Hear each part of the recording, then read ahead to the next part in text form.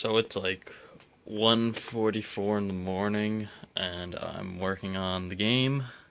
This is Xcode on my MacBook Pro, and this is Visual Studio on my PC. The game is currently a 2D side-scroller slash platformer. I say that because you can switch and add physics at random points where you can turn from a 2D side-scroller to an overhead RPG. I'll give you an example. So here's the current build for the MacBook Pro. I'd use screen recording software, but having a little problem with that. So anyway, this was greatly inspired by adventures in game development, I'm sure you can tell. And see, we have a player down there. You can walk around, you have a little lighting. I'm using fixed function pipeline lighting for now, and I'm actually I'll show in another video how I'm doing the little lighting sprites, but this is all just for tests. Now, we have basic NPCs in the game, like right there. That's Tommy Wiseau from the movie The Room. You might have seen it. You can talk to him. And conversations are loaded from text files, which are specially parsed, which I might go into later. And you can just have basic conversations with the NPCs.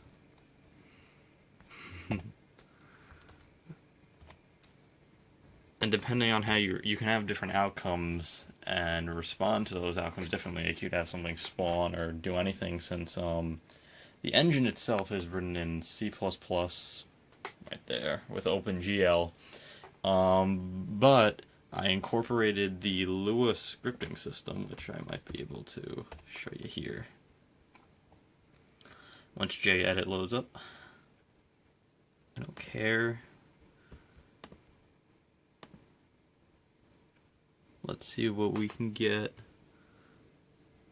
Let me see if I have any Lua files here that I could show off. I probably should have planned this ahead of time, but hold up. Let's see if we got something in the recent files. Oh, there we go. There it is. So anyway, in Lua, as you can see here, I can set the player's light. I can enable it. I can add a light, and I can set up different lights. So as you can see here, I'm adding the dynamic lights to the map. That I can screw around with them, and they're just random code here. This really doesn't do anything. But there are how I'm handling Lua is a little, I don't know. It's kind of inspired by the game Dawn of War. So we have a function called onLoad, which is fired when the map is loading.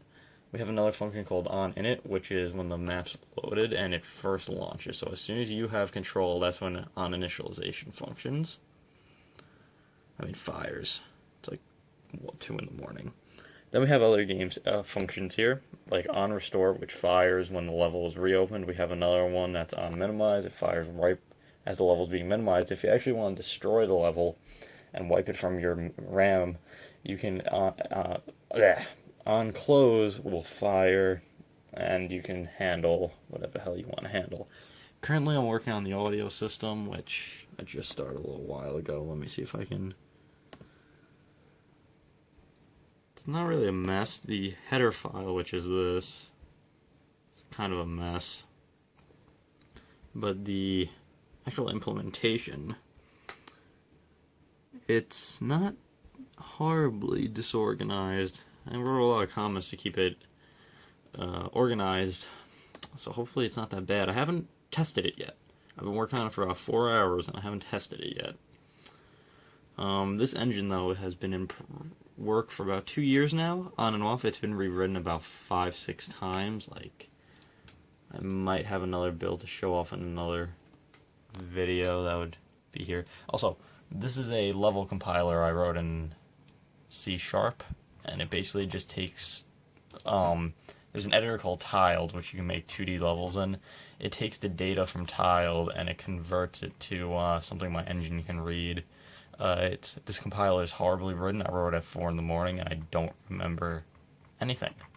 It's a piece of junk. It's really inefficient. It's really shitty, but it works for now, and I'm hoping to rewrite it. I also finished writing a special tool for the game. It's a light map editor. So basically, let's see here. I can load light maps from files. Example, smile.ping. And see, I can edit any light map I want. So I'm just going to go back to basic light. I can screw around with the intensity. And I can screw around with the coloring. The reason it's written in Java is because I didn't feel like recompiling it a million times for C++, and for some reason I just can't get an OpenGL window to run in Qt. It's probably just my own stupidity, but yeah, that was giving me a little trouble, so I just wrote it quickly in Java. I just wanted them to be cross-platform, run real quick. If we build a level editor soon, that's going to be written in C++, definitely. There's also a text box tool, which is for writing conversations. That is also written in Java, which I'll show off in a sec. And yeah, you can create conversations. Like I can add a text box. I can name it intro. The name of the person talking is going to be person, and you can make him say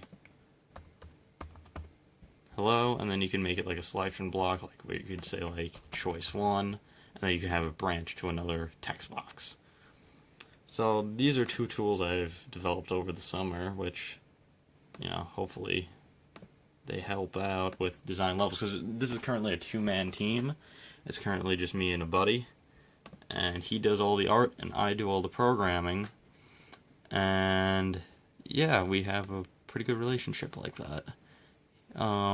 Most of our time is spent arguing about resolutions, but hey, oh well. We get along pretty well, and his art is pretty good, which I will hopefully show off in a second. There's just a shared Dropbox folder between him and I.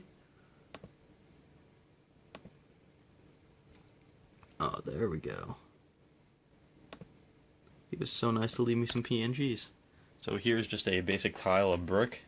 These are all they're not sized. Ooh, no, what happened here?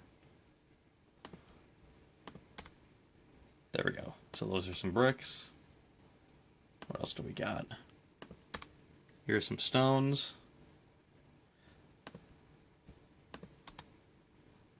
Some dirt.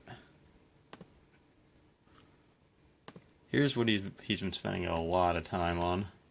Oops, don't want to rename that. He's been doing like a lot of wooden barriers for walls and such.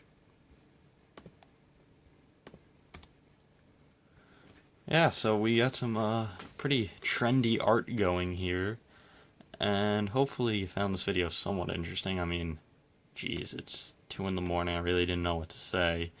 But yeah, the engine is currently running on my MacBook and Windows.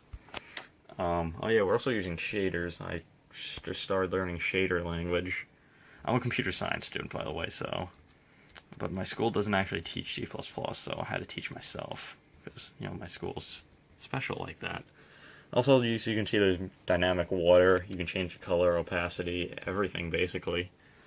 You can kind of edit whatever you want. I mean, we're not sure where we're going to go exactly with the story yet, but right now you can basically make your own games with this engine, and hopefully the audio manager works, and I can get some cool stuff about that. There's also one more thing. There's a Lua prompt, sort of like inspired by Elysian Shadows, but I can go like x equals 10. And I can go print x.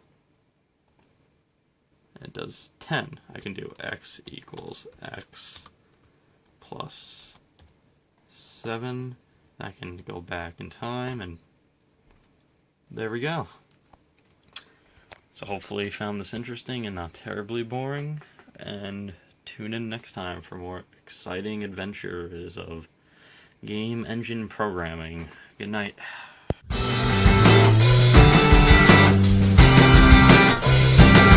Your heart felt good. It was dripping pitch and made of wood. And your hands and knees felt cold and wet on the grass to me. While outside naked, shiver looking blue from the cold.